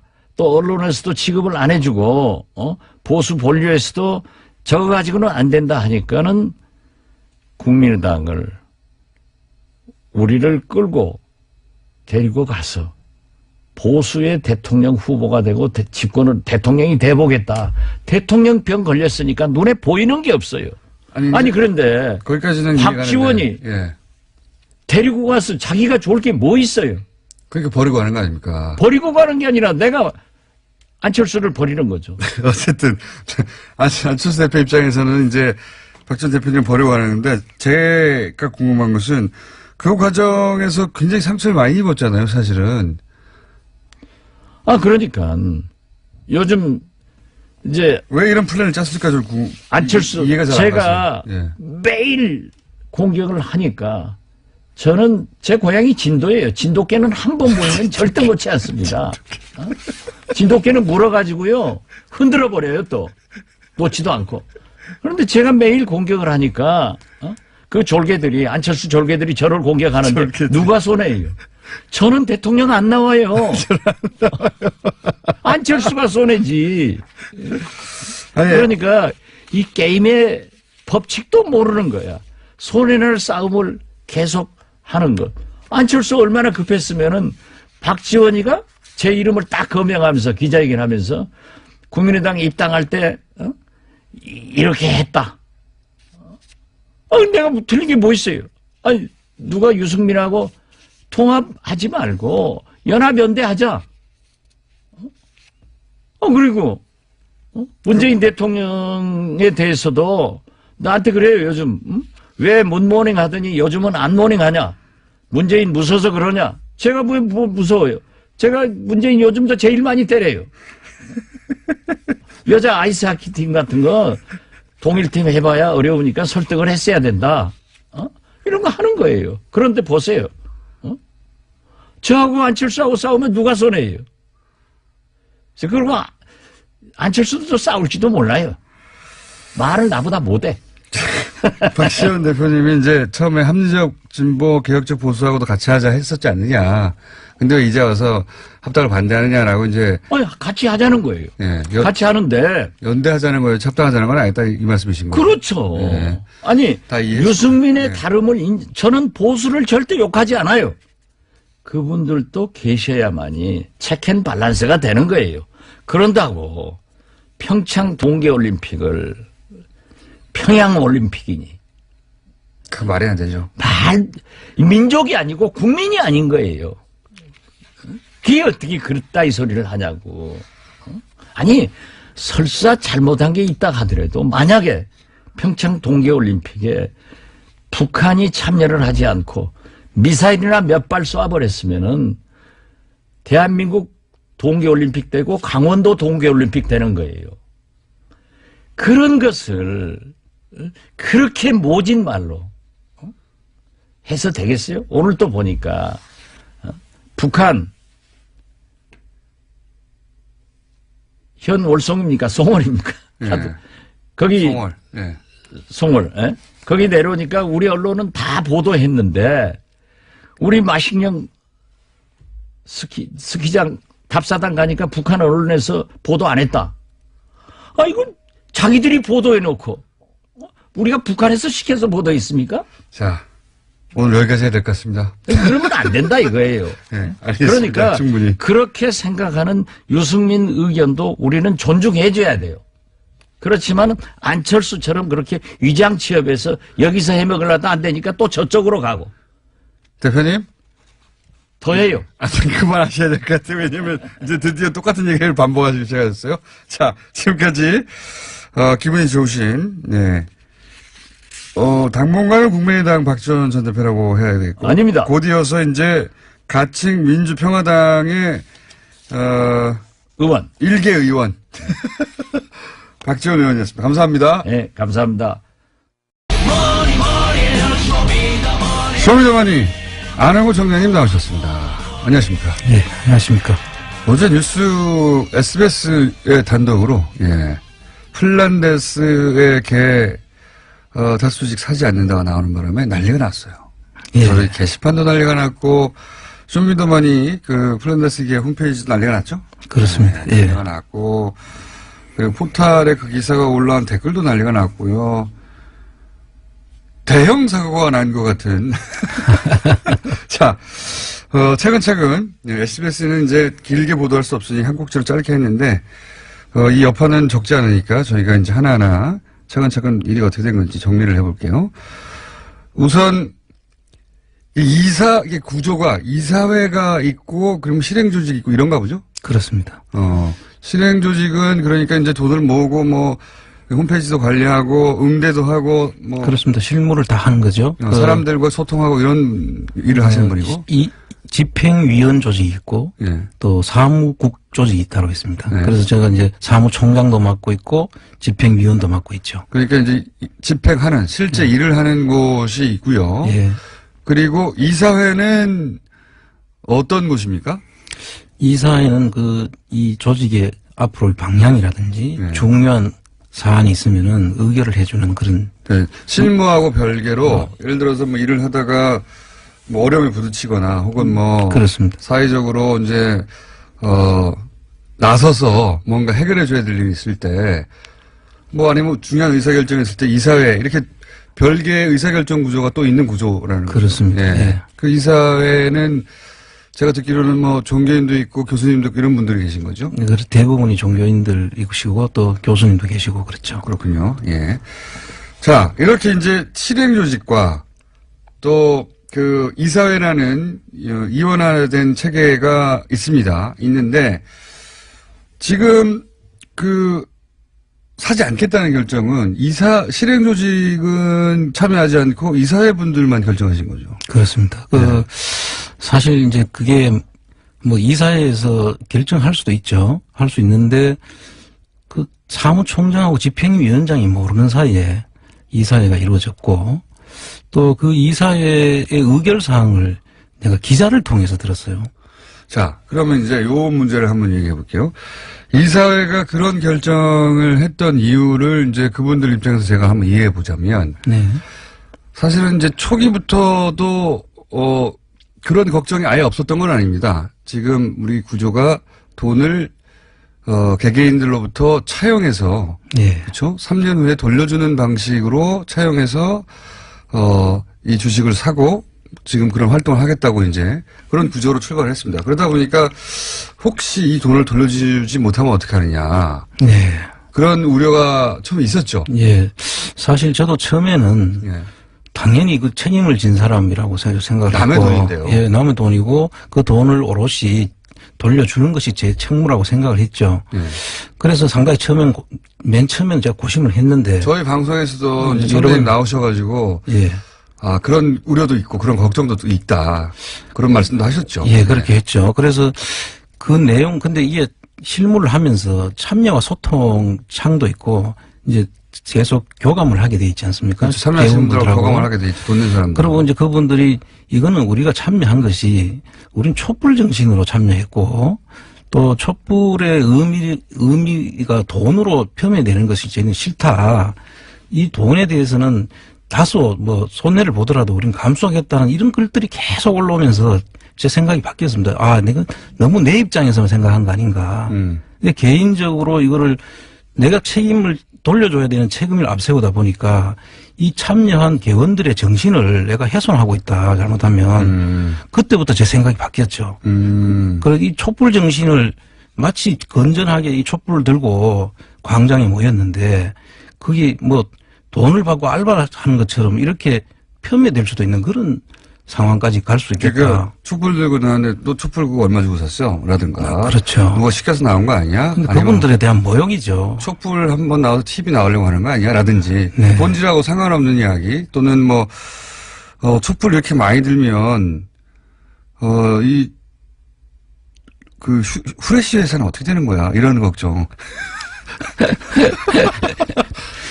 그러니까 이사회 분들은 말하자면 총장님이 처음 했던 걱정을 그 이후에 제하고 똑같이 처음에 했던 걱정을 그대로 한 거죠. 네, 처음 하셨던 그분들 걱정은- 이해를 하자면 그런 것이죠. 예, 처음 했던 걱정을 그 이후 총장님은 이제 돈을 보내신 분들이 내가 이 돈을 왜 보냈는지를 이야기하고 막 호소하고 그런 과정에 소통하면서 아, 내가 이걸 돈으로 보면 안 되고 이분들이 촛불을 든 걸로 봐야 되는 거구나. 예. 이렇게 이해하게 되시고 이제 생각을 바꾸시게 된 거죠. 예, 정확하게 말씀하신 것이고요.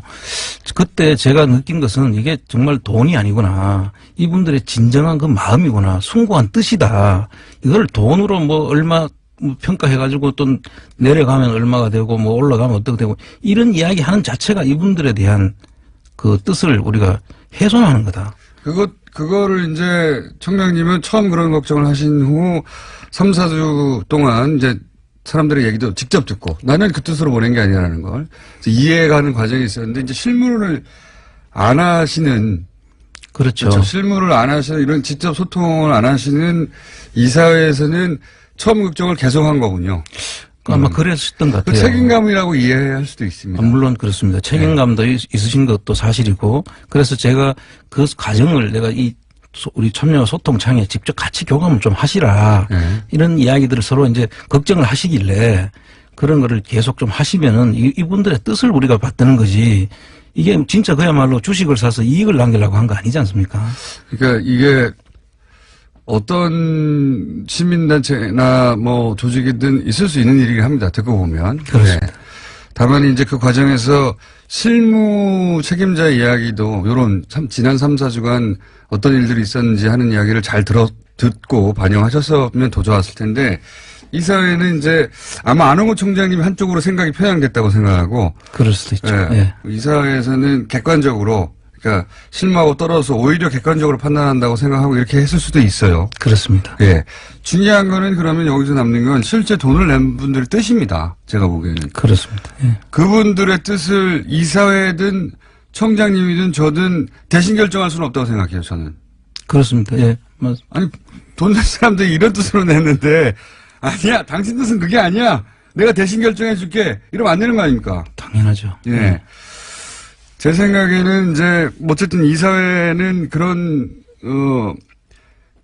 책임감에서 그런 결정을 내렸고 혹은 이 조직의 구성상 그렇게 이원화되어 있다면 이거 다시 한번 논의해야 되지 않나. 사실 안타까운 것은 이러한 그 내용은 현장에서 직접 실무를 책임지고 있는 저의 의견도 사실은 이사회에서 들어봐야 되는 것이고 그 이사회의 구성을 보시면 아까 말씀드렸듯이 이런 부분에 대해서 평소에 전혀 간섭을 하시던 분들이 아니잖아요. 근데 그분들이 제 의견은 한마디도 듣지 않은 채 어떤 구조로 사실 이사회가 이루어졌는지. 그건 모르시겠죠, 잘. 예, 저도 어제 기자한테 들었고 오늘 가서 이제 직접 들어봐야지 아는데 저도 지금 내용이 구체적으로 어떻게 되는지 전혀 한번 모르니까. 들어보시고, 예. 이게 이제 월요일이라도 그럼 전후 사장을 가지고 왜냐하면 많은 분들이 참여하셨기 때문에 이거 투명하게 공개해줘야 되는 부분이 있는 것 같습니다. 당연하죠. 지금 제 생각은 저도 뉴스를 보고 나서 저도 이사회는 한 번도 모르거든요. 어떤 분들인지. 그런 걱정에서 그런 책임감에서 이런 결정을 내렸는데 의사결정 구조상 혹은 뭐 조직 구조상 현장 이야기는 듣지 않고 판단하는 게 더 객관적으로 내릴 수 있는 결정이다. 이렇게 생각하실 수도 있겠구나. 이해하자면. 예. 그리고 청장님이 너무 바쁘셨거나. 그럴 수도 있는데요. 저는 이제 적어도 이사회가 열린다든지 이런 이사회 의결사항은 종전에 이사회가 몇 번 열렸는데 그때는 사무국에서 각 이사들한테 통보를 했습니다. 장소와 시간과 의사 진행할 내용을 의제를 올리는데 그 사무국은 지금 사무국장부터 밑에 직원들까지 전부 다 아무도 몰라요. 자, 그거는 문제라고 보고요. 그거는 이번 기회에 이제 풀 문제이신 것 같고요. 이제 어쨌든 중요한 것은 제가 보기에는 돈을 낸 분들이 있고 그리고 그분들의 의사를 정확하게 확인하는 게 중요하니까 그 이사회가 걱정하듯이 걱정하는 분들도 있을 수도 있습니다. 있습니다. 예. 있을 수도 있습니다. 당연합니다. 예, 예를 들어서 액수가 큰 분들이라든가 또는 뭐 이 방송을 쭉 계속 듣다가 낸 분들이 아니라 TV에서 오늘 보고 나서 저기가 좋은 투자의 기회인가 생각하시는 분도 아예 없다고는 할 수 없잖아요. 그렇습니다. 예, 있을 수도 있습니다. 그러니까 이렇게 하면 어떨까요? 그러니까 사실 이런 과정까지 오기까지는 이제 두 가지 저는 그 상황이 여기에 겹쳐진 것 같은데 첫 번째로는 원래는 돈을 모금해가지고 모금에 관한 과정이 압박이 되어가지고 그 압박으로 이 진실을 계속 밝히는데 힘이 되도록 하자. 했는데 돈이 너무 빨리 모였어요. 예. 그게 하나가 있고요. 예. 돈이, 그 과정이 압박이 돼야 되는데 돈이 순식간에 다 모여버렸어요. 너무 빨리. 압박을 너무 짧은 기간하고. 그건 임팩트는 더 컸죠. 임팩트는 컸는데. 그래서 저는 감동적이기도 하면서 당황되는 게, 이렇게 되면 너무 빨리 끝냈는데? 왜냐면 평가가 나올 때까지 계속 압박해 나가야 되는데. 그렇습니다. 이제 가격 평가가 2월 중순에 나온다고 하니까 그때까지 계속 압박해 가야 되는 돈이 진작에 다 모여버렸어요. 첫 번째, 제가 보기에는 그런 상황도 하나 있고. 또 하나는 이게 이제 결국은 다스는 누구 겁니까? 라는 질문을 하고 우리가 처음 이거 시작했을 때만 해도 검찰 수사가 시작이 안 됐기 때문에 그리고 다른 언론은 보도도 안 했잖아요. 그렇죠. 네, 그러니까 이 질문이 중요하다. 빨리 검찰은 수사해라. 언론들도 같이 또 보도해주기 바란다. 이런 또 압박이었거든요. 이렇게 원하는 사람이 많다. 수사가 너무 빨리 되고 있어요. 수사가 다스는 누구 것이냐를 모금 과정과 주심 배입을 통해서 밝혀내고자 했는데 검찰이 더 빨리 답을 낼 수도 있는 상황. 예. 그 두 가지 상황이 새로 생긴 것도 있습니다. 예, 그것도 감안하셔야 되고. 근데 이제 그런 상황이 다 충족되더라도 어제 제가 한 2시까지 댓글을 봤거든요. 참여하신 분들을 보니까 그거와 관계없이 이분들은 뜻은 이게 지금 목적은 그거였지만 지금 상당히 더 진일보했는 것 같아요. 진일보에 있고. 우리 진화에 가죠. 예, 그리고 제가 이게 처음에 생각했던 우리 국민들이 아니더라고요. 정말 훌륭한 분들이더라고요. 생각 자체가 저희들은 사실 따라가기도 바빠요. 이분들의 생각을. 우리는 잘 맞추어서 그냥 잘만 그 절차적인 그 부분만 밟아서 문제 없도록 그분들 뜻을 받으면 되는 거라고 저는 생각을 해요. 이게 굳이 뭐 우리가 앞으로 끌고 가는 일도 아니다는 생각이 들더라고요. 너무 훌륭해요. 그러니까 이제 청장님은 이제 그 처음에는 걱정하셨지만 이제는 또 생각하시기를 그런 점이 없는 것은 아니나 그리고 그런 돈의 관점에서 보자면 우려가 없는 것은 아니나 네. 아니나 이거는 이명박 전 대통령과 관련된 비리를 밝히고자 하는 그거를 촉구하는 시민들의 마음이 모인 거다. 그렇습니다. 네. 네. 그리고 검찰 수사 이후에도 틀림없이 이제 지루하게 이어질 법정 공방에서 사실은 이 시민들이 든든한 뒷배경이 돼야 되는 거 아닙니까? 네. 무슨 소리냐. 이거 계속 끝까지 밝혀내라. 그리고 설령 다스 경영이 어려워져서 주식이 가격이 아주 폭락하더라도 그런 가능성이 있다 하더라도 나는 끝까지 가겠다. 이런 분들이 현재는 많습니다. 보니까. 게시판 열어놓은 기조로 보자면. 어제 이렇게 보도된 내용을 지금 보도밖에 못 봤으니까 지금 보도된 내용으로 지금 보면 아마 그 결의 이사회 회의 중에 이게 혹시 부도가 나서 휴지 조각이 되면 어떡하냐. 그런 우려인데 사실 이 회사는 엄청 좋은 회사입니다. 이 회사가 총 자산이 9,200억이고 부채가 한 6,300억 정도밖에 안 되거든요. 그럼 순자산이 한 3,000억이 돼요. 이런 회사는 사실 없고요. 이런 회사가 망한다고 해서 그냥 그게 휴지 조각이 되는 절대 아니죠. 청산 절차를 밟고 또 개인 회생 절차를 밟다 보면은 더 좋은 사람한테 인수가 돼가지고 더 훌륭한 회사로 발전할 수도 있고요. 그래서 이거는 우리가 단순하게 그냥 부도 나면은 휴지 조각 된다. 이런 그냥 아무것도 모르는 그런 생각으로 이거를 그냥 휴지 조각 된다. 그러니까 걱정이다. 이렇게 가져갈 건 아니다. 보도는 짧게 나왔지만 뭐 아마 고민은 길었겠죠. 그렇겠죠. 예. 그래서 제 생각에는 이렇게 했으면 어떨까 싶어요. 이사님 이사회하고도 얘기를 한번 해보시고 해보시고 일단 들어봐야죠. 오늘 제가 전 지금 직접 듣지를 못했어요. 사실. 왜냐하면은 언론 보도라는 게 이렇게 단축하고 압축해서 하기 때문에 네.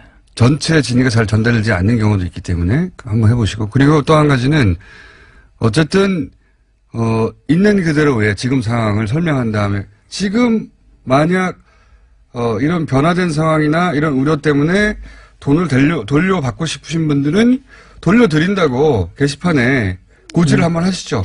네, 그래서 지금 현재 상태에서는 일단 이런 결론이 이제 뭐 사실이라면 제가 이제 아직까지 직접 듣지는 못했지만 그게 사실이라면 그런 절차들을 밟아서 그러니까요. 분명하게 하고 또 제가 지금 당장은 어떤 얘기를 말씀드리기 어렵지만 조금 생각을 정리해서 한번 발표하는 기회를 가져야 되겠다. 그러니까 절차적 문제도 내부적으로 한번 얘기해 보시고. 그리고 뭐 거기에 따라서 제 거친 문제까지도 같이 고민을 좀 해야 될 것 같다. 그런 생각이 듭니다. 거친 문제라는 건 이사회를 장악하시겠다는 겁니까?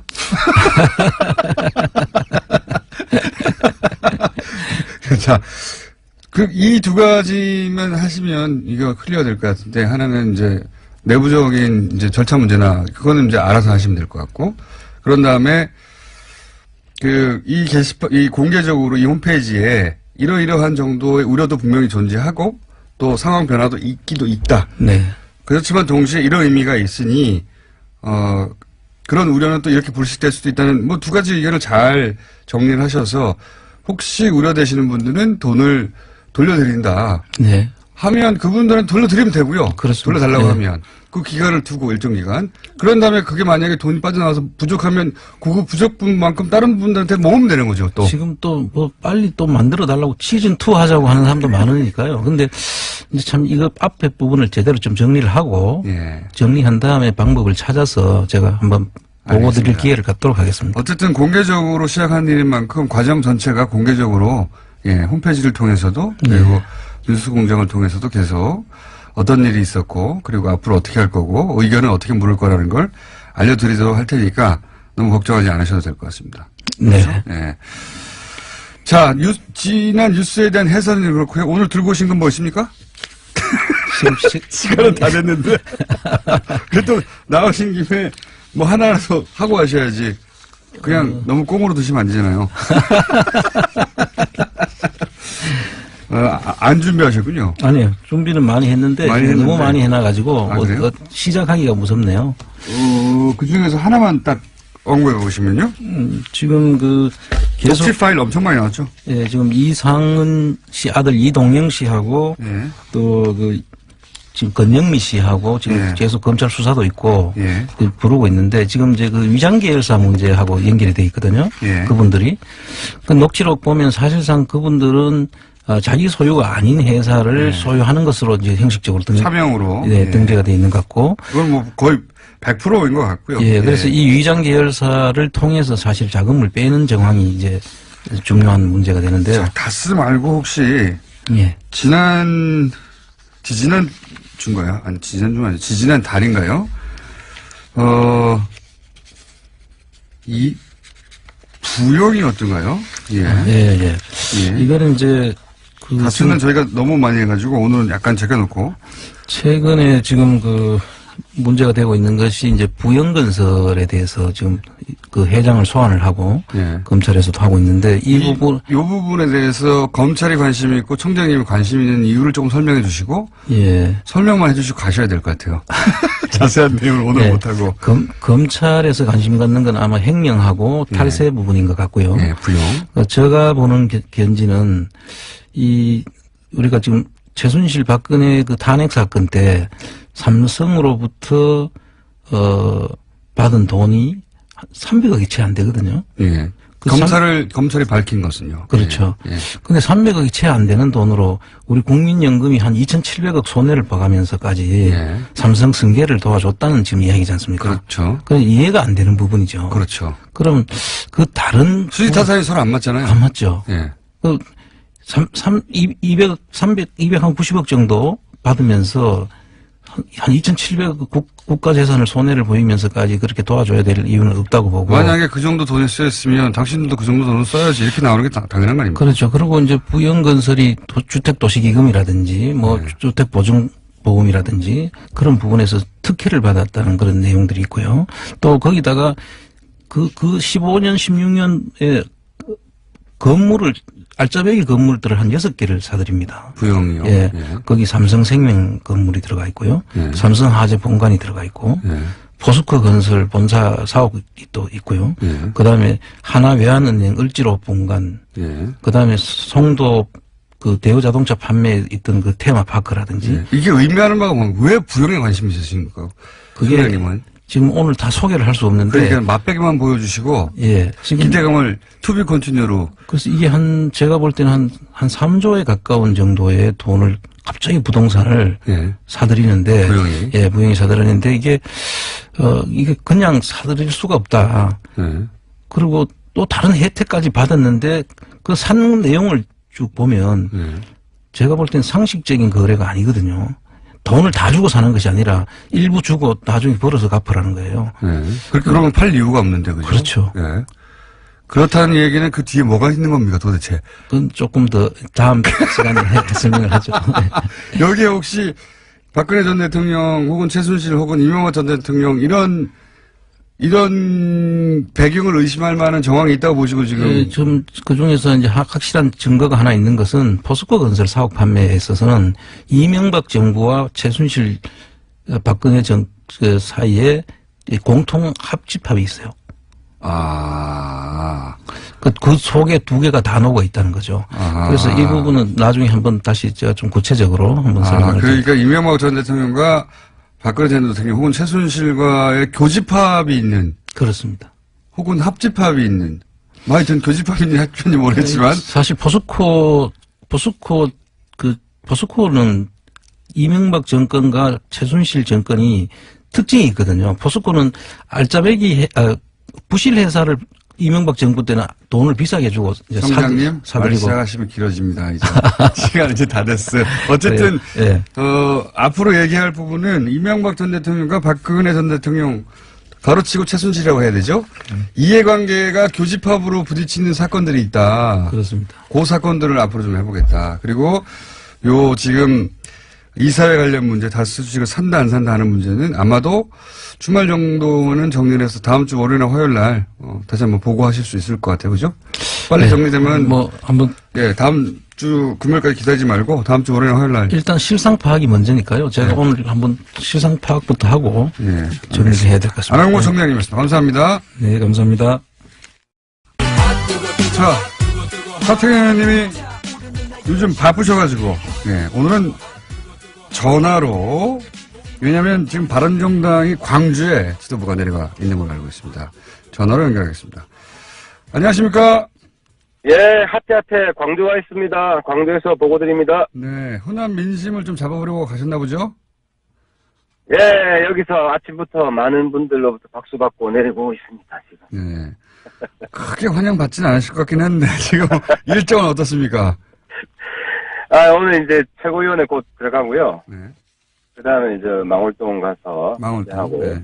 예. 그 다음에 이제 국민통합포럼. 네. 안철수 대표 와서 같이 행사하고 이렇게 돼.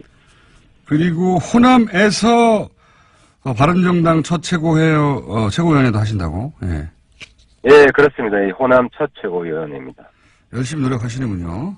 예. 제가 그래서 화끈한 거 좀 준비를 했습니다, 오늘. 아, 그래요? 광주 시민들에게 드릴. 예. 정말 화끈한지 한번 말씀해 봐 주십시오. 딱 두 가지인데요. 하나는 여전히 빨갱이 장사하는 낡은 보수 몰아내야 된다. 자유한국당? 예. 자유한국당. 홍준표 대표 뭐 주사파 정권 하더니만 이제 주사파 정권의 좌파 사회주의 정부. 이거 뭐 빨갱이 장사 아니면 할 게 없냐. 개혁 보수는 빨갱이 장사 안 한다. 뭐 이거 하나 하고요. 예. 두 번째는 제가 그 전에도 이야기하긴 했는데 좀 덧붙여서 김대중 빨갱이로 몰고 광주 민주항쟁을 빨갱이로 모은 대한민국 보수는 광주에 사과해야 된다. 제가 오늘 정말 진심 어린 그런 사과를 할 생각입니다. 자, 대한민국 보수가 광주에서 새로 태어난다 선언을 할 겁니다. 네, 알겠습니다. 바른정당 입장에서는 이제 호남 표심도 잡아야 되니까, 민심도 잡아야 되니까 그런 행보를 하고 계신데, 그런데 이제 그 국민의당 같은 경우에는 당이 사실상 그 반으로 쪼개져 있다고 봐야 되지 않겠습니까? 그죠? 그렇습니다. 그 부분인데, 네. 사실 안철수 대표 많이 추락했고, 저희도 부족한 점 많고 한 거 다 알고 있고, 근데 이제 호남 분들에게 민주당 지지하는 분들은 그대로 민주당 지지하실 것이고 민주당에 마음을 두지 못한 분들에게는 저희들이 호소를 할 생각입니다. 그나마 우리가 부족하지만 적어도 호남 박지원 당보단 낫지 않냐. 호남 박지원 당. 그리고 한국당보단 낫지 않냐. 네. 그래서 우리가 더 잘할 테니까 우리의 정말 지극 정성을 봐서 한번 믿어달라는 간곡한 호소를 해야죠. 그 방법이 있겠습니까? 바른정당에서의 노력은 알겠습니다. 바른정당 입장에서는 이제 통합이 안 되면 큰일 나는 거죠. 큰일 나는 건데 그래서 이제 그런 노력을 하시는 건데 국민의당 내에서는 이 안철수 대표 측에서 반대파를 징계한다고 한단 말이죠. 예, 오히려 더 자극하고 있어요. 요 징계권에 대해서는 어떻게 생각하십니까? 그러니까 이제 본질은 이게 이제 국민의당이 제가 좀 전에 말씀드렸지만 친안당과 친박당으로 갈리는 거지 않습니까? 사실 이거 본질을 봐야 되거든요. 안철수 대표 비판할 수 있어요. 비판할 수 있는데 그 대안은 뭐냐? 사실 그러니까 이제 호남 친박당이거든요. 친박지원 당이거든요. 그러면은. 그 이제 자꾸 박지원 대표 쪽으로, 물론 박지원 대표가 중요한 역할을 하긴 하는데, 박지원 대표에 대한 이제 영남권의, 이미지가 안 좋다 보니. 영남권뿐만 아니라 호남분들한테도 제가 이제 여쭤보는 겁니다. 그러니까. 그래서 호남개혁신당이, 예. 호남개혁신당의 리더십이 뭐냐. 유승민 안철수 계속 비판하셨잖아요. 예. 비판은 우리가 다르게 받겠다는 겁니다. 그러면 호남개혁신당의 그 리더십은 박지원 아니면 박정천이다. 네. 어제 이용주 의원이 그런 얘기 했잖아요. 친한당에 함께 못하지만 박지원당에도 함께 못하겠다. 박지원 은퇴해라. 네. 이선으로 물러나라고 지금 은퇴라기보다. 그러니까 이선으로 물러나라고 그랬죠. 예. 그러니까 당대표는 안 된다는 얘기죠. 예. 그렇죠. 호남개혁신당은 이것대로 제가 볼 때는 미래가 있는가. 이거 하나하고 또 하나는 지금 사당 대표를 한번 쭉 놓고 보십시오. 추, 홍, 그 다음에 이영자 들어가는 두 사람, 안유. 네 사람 중에는 그래도 안유가 낫지 않습니까? 예. 그렇게 생각하지 않는 분도 있겠지만, 무슨 말씀. 안 그런 분도 있겠죠. 네. 근데 홍 대표보다는 전 낫다고 생각하고요. 예. 추 대표는 제가 평가는 안 하겠습니다만은. 왜 안 하십니까? 하시지. 아니, 추 대표, 홍 대표, 사이좋게 팔짱 끼시고 할 때 제가 옛날에 오누이 남매 더맨 더머 같다고 비판한 적도 있는데, 저는, 민주당, 홍 대표랑 큰 차이 없다, 본질적으로 리더십이. 그렇게 생각하고 있습니다. 제 말은, 무슨 말씀인지는 알겠습니다. 근데, 반대파, 그러니까 안철수 대표 쪽 입장은 이제 반대파를 징계한다는 것은, 이건 더 자극하고, 더 시끄럽게 만들 일인데, 그렇게 한다는 거잖아요. 근데 이 징계 중에 이런 게 있을 수도 있다. 그러니까, 전당대회를 하면 의장을 이상돈 의원, 부의장을 윤영일 의원, 이 맡게 되는데, 이분들까지 징계를 해서 전당대회 의장권을 박탈하고, 예, 소위 당권파, 지금 안철수 대표 쪽에서 전당대회를 자기들 마음대로 하려고 이걸 카드 꺼낸 거 아니냐, 이런 해설들이 있습니다, 해석들이. 근데 지금 보면 이제 반대파의 일정이 28일날 창당준비위원회 구성하는 거잖아요. 예. 창당준비위원회는 법적으로 인정이 되는 당이에요, 이게. 네. 그러니까 새로운 당을 이미 만든 거거든요. 창준이가 이제 출범했죠. 예. 예, 창준이는 당입니다. 그래서 새로운 당을 만드는 것이기 때문에 새로운 당에 들어가겠다고 정치적 의사를 표시한 분은 그 당의 전당대회를 하는 게 맞죠. 국민의당은 사실상 내용적으로 나간 것이기 때문에. 그러면 이분들을 그러면 출당을 시켜주면 좋지 않습니까? 정작 출당을 안 시켜요. 그래서 사실 그분들 출당에 대해서 비례대표인 이상돈 의원이 저쪽으로 가가지고 합류하겠다는 건데 징계는 하되 출당을 안 하겠다는 이것도 사실은 앞뒤 안 맞지 출당 문제에 대해서 이제 국민의당 의원들하고 저희들이 진지하게 이야기를 해봤어요. 네. 이야기를 해봤는데 결론은 이걸 저도 아쉬운 점이 있고 저도 이상돈 의원하고 친하고 딴 분들하고 친한데 통합되고 나서 적어도 우리가 설득할 시간은 좀 있어야 되는 거 아니냐. 설득이 불가능한데 뭘 자꾸 설득하냐. 아니, 또 그렇지 않다니까. 이상돈 의원 같으면은 사실 과거에 우리 당이었어요. 자, 제 말은 뭐냐면, 그럼 얘기는 알겠습니다. 그러니까 일단. 안 대표랑은 사이가 안 좋지만, 예. 또 마음 들 곳이 있으면, 그 당에 원수 같은 사람 한 사람 있어도 그 당을 꼭 떠나는 거 아니에요? 아니, 본인은 가겠다잖아요. 자꾸 가겠다는데, 뭘. 그러니까, 요는 핵심은 그거 아닙니까? 저쪽 반대파들의 당의 그 사이즈가 커질까봐 못 나가게 하는 거잖아요. 그러면서도 징계라고 하면서 당원권 정지까지만 시키는 거잖아요. 지금 논리대로면 그렇게 해당 일을 결정적으로 했으면 출당시키면 되는 건데, 출당을 안 시키고. 그러니까 저는 이제, 그렇습니다. 제가 지금, 예. 제가 드리고 싶은 말씀은 제가 국민의당 지금 안에 있지 않기 때문에 뭐라고 좀 월권적인 건데 만약에 통합신당이 되면 예. 합당이 되면 제 발언권이 생기기 때문에 그런 부분들에 대해서 조금 더 전향적인 조치를 취할 수 있도록 노력을 하겠다. 근데 아무튼 지금은 어쨌든 아직까지는 다른 당이기 때문에 그 부분은 조금 어쨌든 최대한 저는 이상돈 의원이 하태경이랑 한번 같이 하자. 이런 설득을 저는 할 시간이 필요하다고 하태경 의원이 거기 있는 거 다 알고서도 나간다고 하는 거예요, 이미. 아니, 꼭 그렇진 않아요. 우리는 조금 온도차가 있다고 생각해요. 이제, 이상돈 의원이랑 친한 분들이 많아서. 네, 친한 분들 원래 있었죠. 예. 네, 우리 당은 여러. 거기 안 간대잖아요. 아니, 본인이 안 간다는데. 저희 당 분들한테 이야기하는 건 조금 달라요, 온도가. 그래서 구체적으로 좀 밝히긴 그렇지만. 자, 유승민 대표도 사실은 몇 차례나 안철수 대표한테 그분들 사실 출당시키고 오는 게 맞지 않냐. 왜냐면 새로운 당 만들어졌는데 또 세 분밖에 없는지 더 있는지는 모르겠습니다만 그 당에 합류할 생각이 없는 분들이 강제로 끌려가지고 거기서 잘 있겠습니까?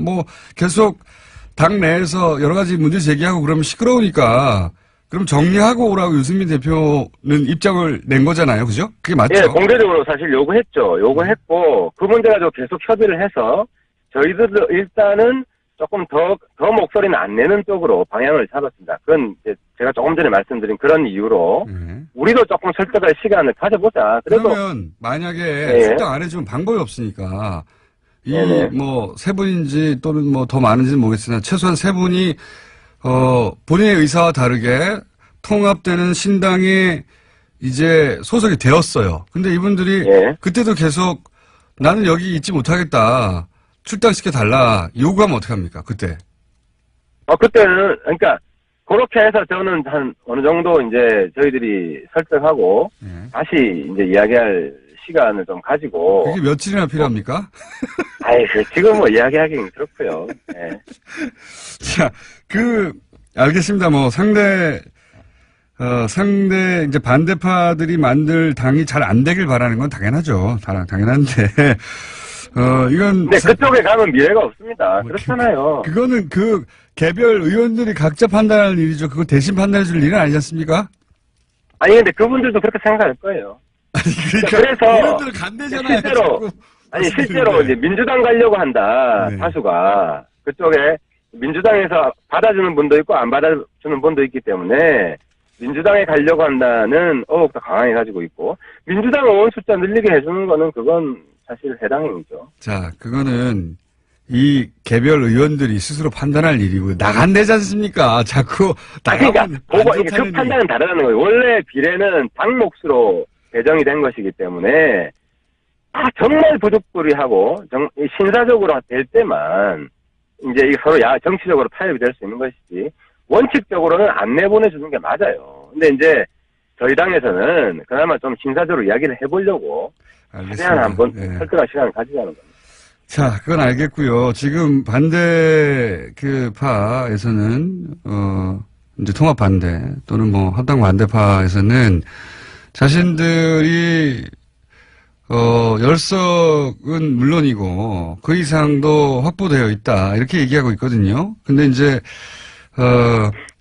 당권파 합당파 안철수 대표 측에서는 무슨 소리냐 열석 되기 힘들다 실제 당 만들면 나갈 사람 얼마 없다 이렇게 얘기하고 있거든요. 의원님은 어떻게 파악하고 계십니까? 그러니까 이제 저는 의석수가 중요한 게 아니라 네. 거기 당은 제가 볼 때 지속 가능하지 않다. 그러니까 예를 들어 안철수 유승민 둘이 합치는 것만으로 지속 가능할 거냐 비판을 많이 받잖아요. 물론 둘이 경쟁하고 뭐 갈등이 있을 수가 있죠. 근데 제가 볼 때는 그쪽 당은 박정천 세 분이 계시고 그 세 분이 한 목소리가 되겠느냐. 그리고 이선을 후퇴하라고 하는 젊은 의원들이 있고 이게 단일 정당으로 존속 가능하겠느냐. 그래서 알겠습니다. 거기는 나가더라도 어차피 핵분열 될 수밖에 없다고 보는 그러니까 거죠. 그 당의 걱정은 그 당이 알아서 하게 하시고 그러니까 그 말은 예. 이 의원들이 그 당의 미래를 보고 가는 것이기 때문에 예. 그 안에서 다시 핵분열에 대해서 또 추한꼴을 보인다. 이런 게 충분히 예측이 되는 상황에서 쉽게 옮기려고 하겠느냐 하는 겁니다. 그래서 전망은 통합신당이 예. 그러니까 결과적으로 통합신당이 저는 많이 남을 거라고 봅니다. 몇 석 많이 남을 정도 거라고 보고 열석 기준으로 얘기해 보죠. 열석 이상이다 이하다. 저는 뭐 한 10석 전후 그러니까 맥시멈 열석. 맥시멈 15석. 맥시멈 그리고- 15석이 많은 거죠. 그러니까 최대 15석이고 예. 제가 볼 때는 평균 정도 해서 뭐 9석, 10석. 지금 바른정당 규모 아니겠느냐. 만약에 15석이 되면 여기에 비례대표 3명 합치고 한두 명만, 2명만 더 하면은 교섭단체입니다. 예. 그러면은 사실. 그러니까 그게 마이너스 이게 통합이라는- 교섭단체로서 예. 그거는 아무튼 앞으로 보시면 알겠지만 교섭단체로서 유지되기 쉽지 않습니다. 알겠습니다. 지방선거 후보를 못 낼 거예요. 그 정당. 후보를 못 낼까. 예, 이해했고요. 깊은 큰 바람이 담긴 전망 잘 알았고요. 그러니까 10석 전후에 불과할 것이다. 아무리 많아도 15석. 근데 이제 본인 전망으로는 뭐 8, 9석 이 정도가 되지 않겠는가 현실적으로는. 자 그러면 예, 그렇습니다. 만약에 15석 쪽으로 가까워졌다. 그럼 어떻게 하실 겁니까? 염색하시나요? 이번에 진짜로?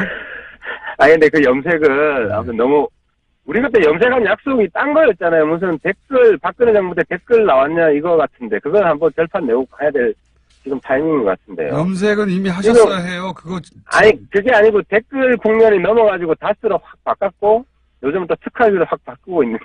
진거나 진배 없어요. 진배 없는데.